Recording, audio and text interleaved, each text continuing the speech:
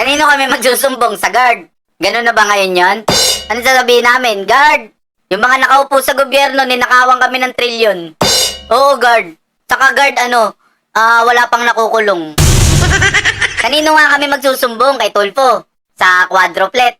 Ang tapang-tapang sa radyo, tapos nung nadikit kay Romualdez, tumahimik. Sa mga small time, magnanakaw lang sila galit. Tapos itong panganay, kung kailan tumanda, saka kumulit.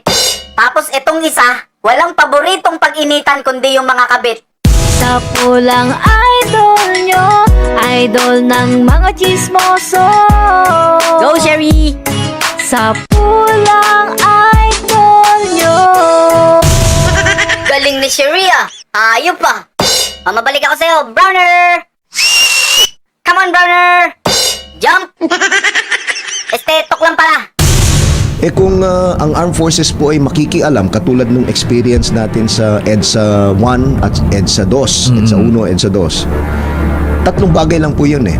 Either coup d'etat or withdrawal of support from the President. Yung nakita po natin nung nag-withdraw si General Angie Reyes, yung Chief of Staff noon. This is the time ni dating Pangulong Erap Estrada. Dating Pangulong Erap Estrada.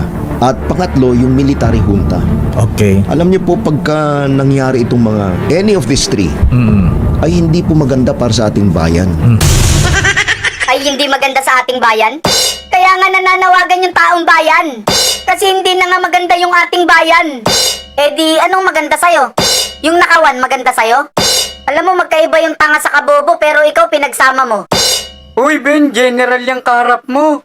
Wala naman ako sinabing tanga siya. Ang sabi ko, pinagsama mo. Pag nagreklamo ka, pag nanawagan ka, hindi maganda sa ating bayan.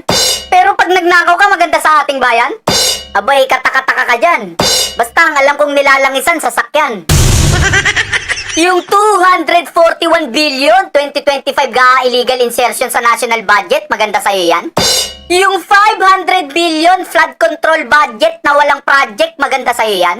Yung 250 billion na Maharlika funds na hindi namin alam kung saan napunta, maganda sa'yo yan?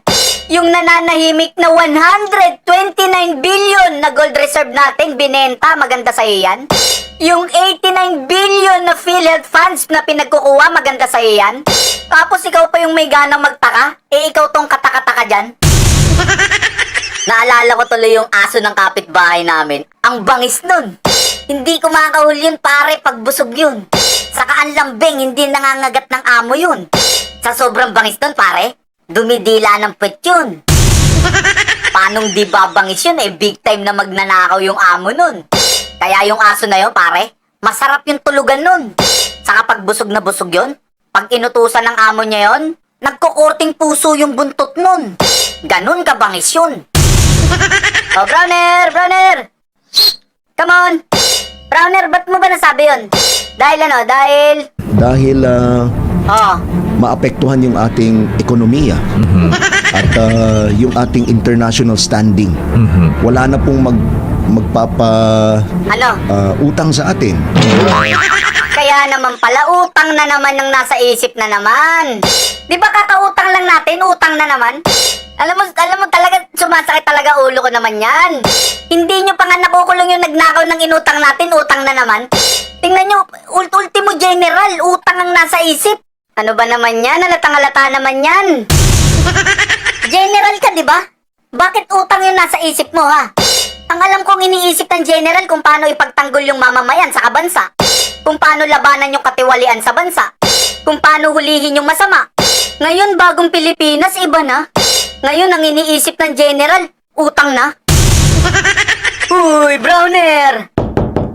Gising ka ba? Papaalala ko lang ha, general ka.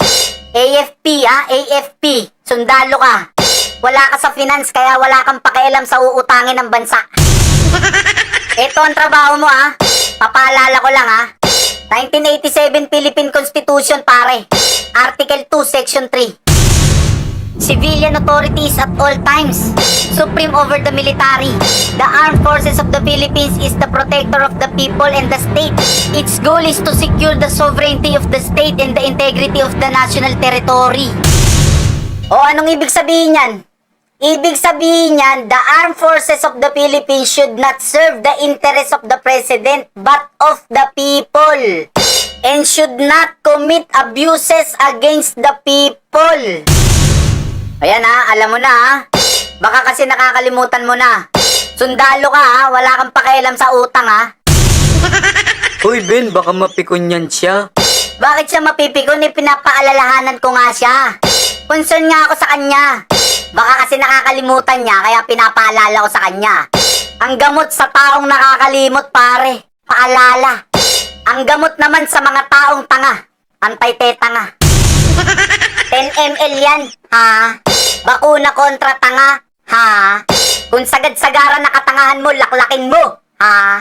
Bigyan nyo din si Browner, ha? Oh, Browner! Come on, Browner!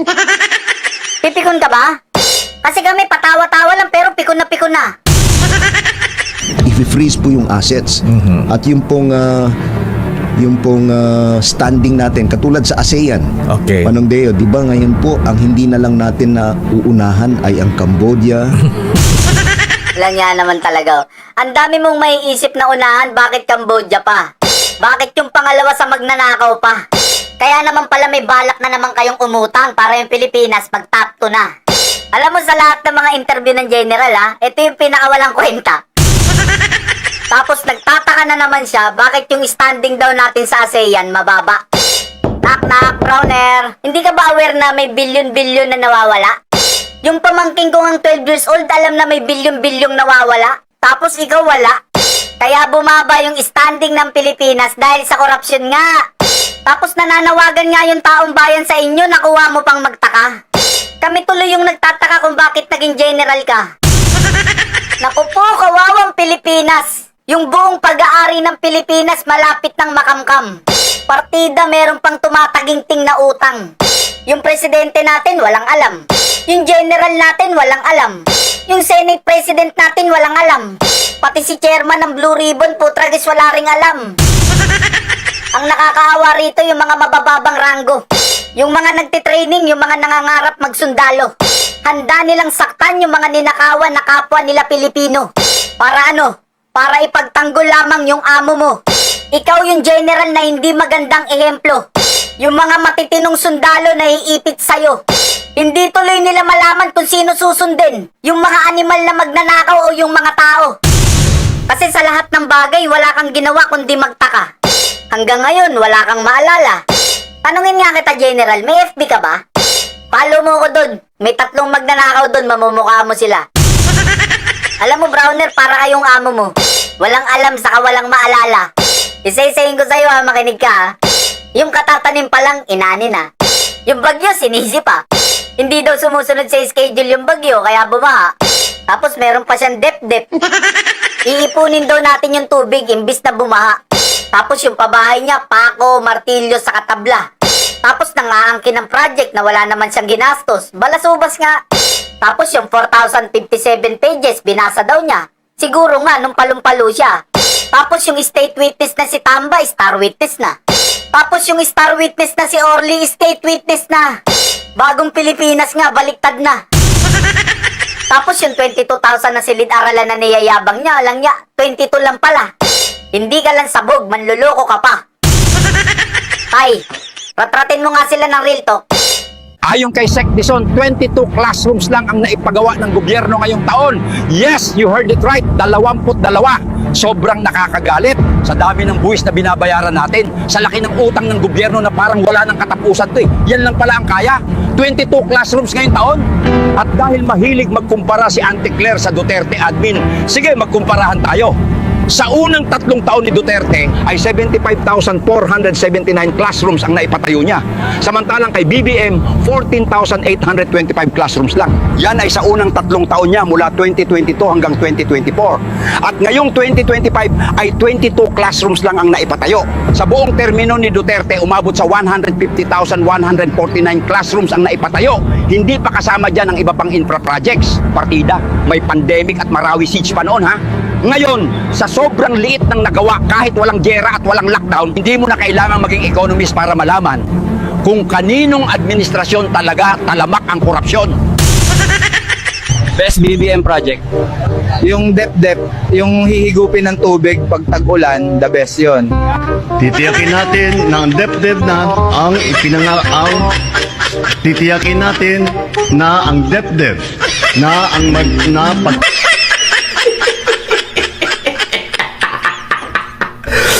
Imbis na bumaha tuwing tag-ulan, ang gagawin natin ay iipunin natin ang tubig para mapakinabangan sa panahon ng tagtuyot. The best yun. 22,000 silid-aralan ang nabuksan na. Hihigitan pa natin ito dahil talagang nakakaawa ang ating mga mag-aaral. A few moments later. Oh, ano? Baba nito. So, for 2025 po, out of 1,700 na dapat gawin, 22 pa lang po ang completed at 882 po ang ongoing.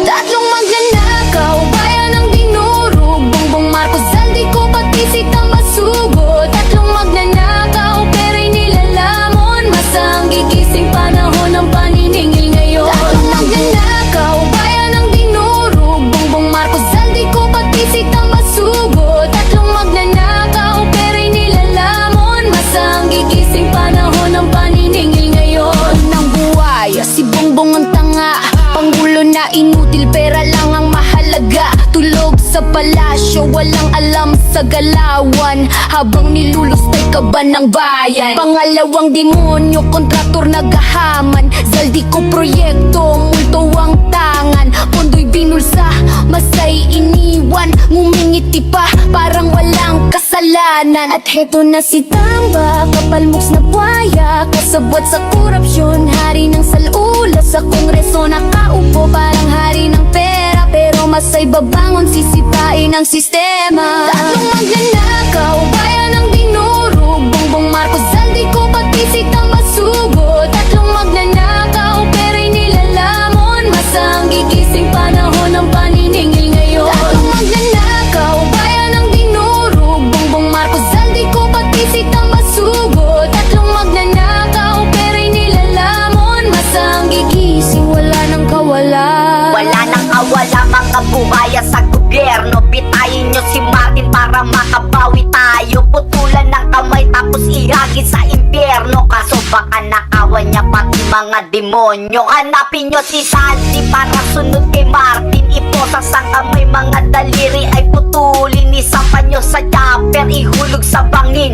At bago nyo sunugin, 10 beses nyong bitayin. Hoy bangag na Bongbong, kasama ka punyeta. Ikaw ang pinakatanga, walang kakwenta-kwenta. Dapat sa'yo bitayin, pakain sa buhaya. Lahing magnanakaw, presidente na tanga.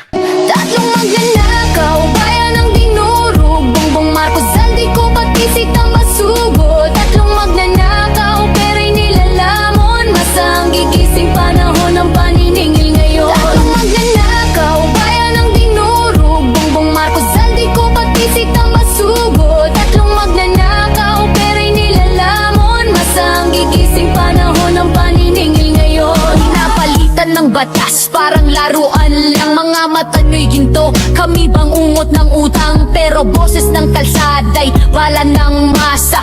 Kahit may pader, sisirain ng kanta. Araw-araw krisis, sagot niya'y kabobohan. Palpak ang plano, puro kasinungalingan. Habang masay hirap nagdurusa sa kalsada, siya'y nakangiti parang wala lang problema. Kontrabida ng progreso sa gabal sa hustisya. Nagmana ng korupsyon, dinagdagan pa ng dusa.